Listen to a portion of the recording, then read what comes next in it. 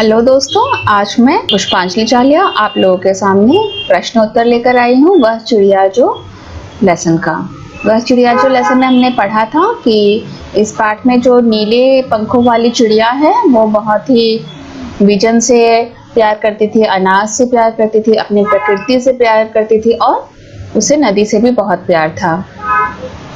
अब इस कविता को अगर आपने नहीं पढ़ा है तो मैं डिस्क्रिप्शन बॉक्स में लिंक डाल दूंगी, आप वहां से पढ़ सकते हैं। और मेरे चैनल को अगर आप लोगों ने सब्सक्राइब नहीं किया है तो जरूर सब्सक्राइब कर लीजिए। अभी हम करेंगे प्रश्नोत्तर कविता से।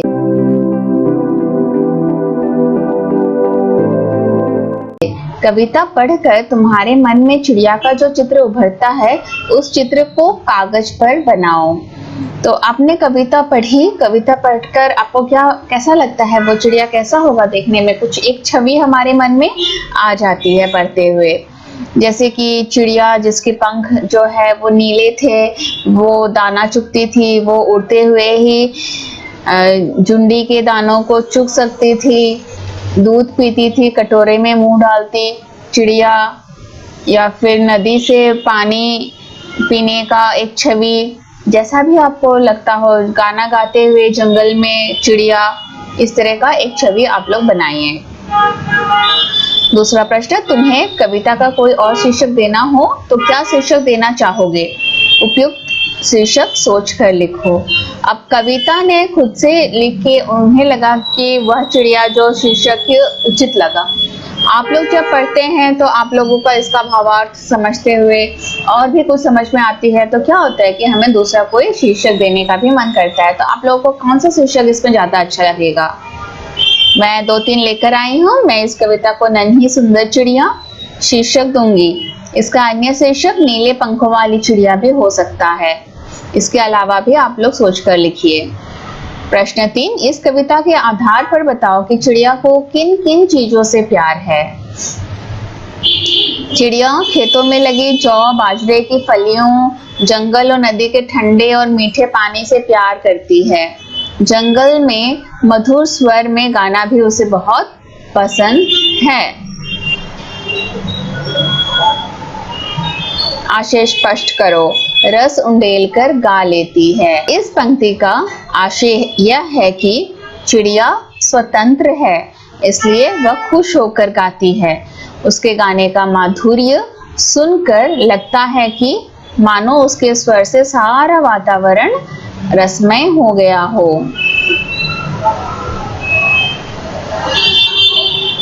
दूसरा है, चढ़ी नदी का दिल टटोलकर जल का मोती ले जाती है। इसका आशय स्पष्ट करना है। उत्तर, चिड़िया उफनती नदी की गहराई का अंदाजा लगाती है और उस जल राशि में से अपनी चोंच में पानी की बूंद लेकर उड़ती है, जिसे देख ऐसा प्रतीत होता है मानो वह अपनी चोंच में नदी से मोती लिए जा रही हो। अनुमान और कल्पना।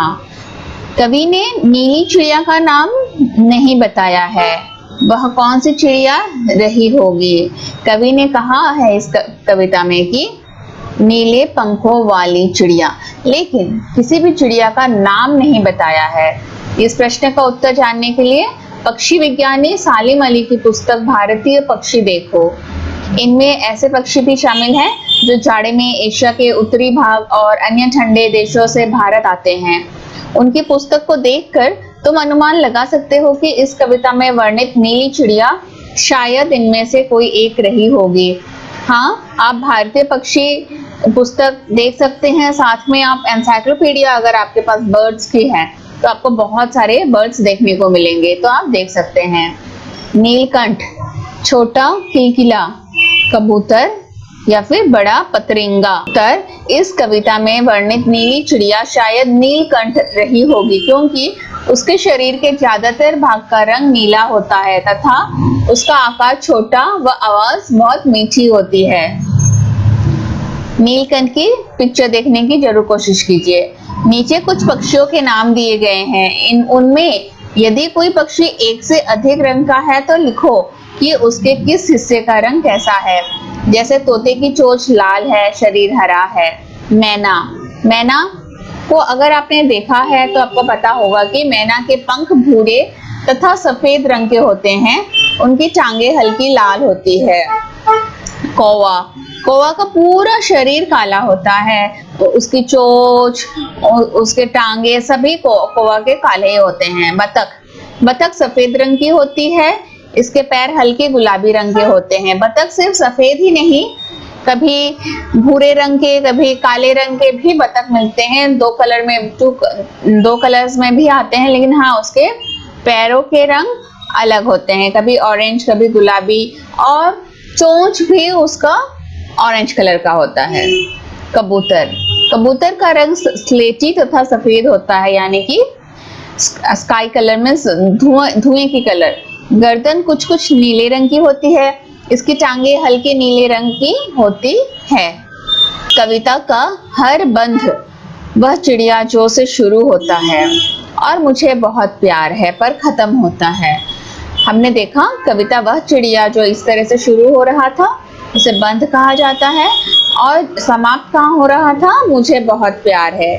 तुम भी इन पंक्तियों का प्रयोग करते हुए अपने कल्पना से कविता में कुछ नए बंध जोड़ो। अब चिड़िया को 3 चीजों का प्यार तो बता दिया था हमें, एक तो अन्न से प्यार है, विजन से प्यार है, नदी से प्यार है, ऐसा ही कुछ और जोड़ो। वह चिड़िया जो ची ची करके सबका मन बहलाती है, नील गगन की सीमा पाने पंख पसारे उड़ जाती है, घास के तिनके ला लाकर अपना घर बनाती है, वह परिश्रमी चिड़िया सबको परिश्रम का पाठ सिखाती है। उसे परिश्रम बहुत पसंद है।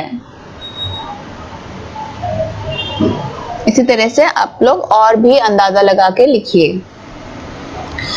तुम भी ऐसी कल्पना कर सकते हो कि जरूर एक कविता लिख सकते हो, जरूर ऐसा कल्पना कर सकते हो कि वह फूल का पौधा जो पीली पंखुड़ियों वाला महक रहा है मैं हूँ, इस तरह से उसकी विशेषताएं मुझ में हैं।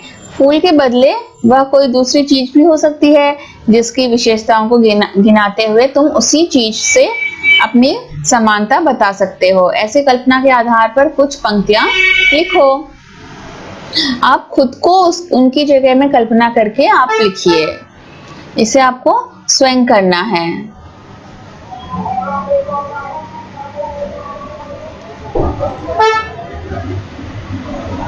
अब भाषा की बात। पंखों वाली चिड़िया, ऊपर वाली दराज, नीले पंखों वाली चिड़िया, सबसे ऊपर वाली दराज। यहाँ रेखांकित शब्द विशेषण का काम कर रहे हैं। ये शब्द चिड़िया और दराज संज्ञाओं की विशेषता बता रही है। अतः रेखांकित शब्द विशेषण है और चिड़िया दराज विशेष्य है। यहाँ वाला वाली जोड़कर बनने वाले कुछ और विशेषण दिए गए हैं। ऊपर दिए गए उदाहरणों की तरह इनके आगे एक एक विशेषण और जोड़ो।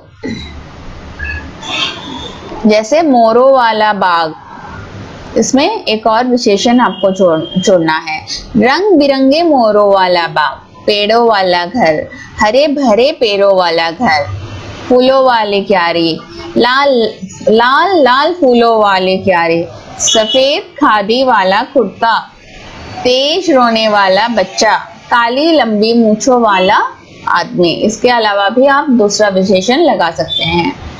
वह चिड़िया जो जुंडी के दाने रुचि से रस से खा लेती है, वह चिड़िया रस उंडेलकर गा लेती है।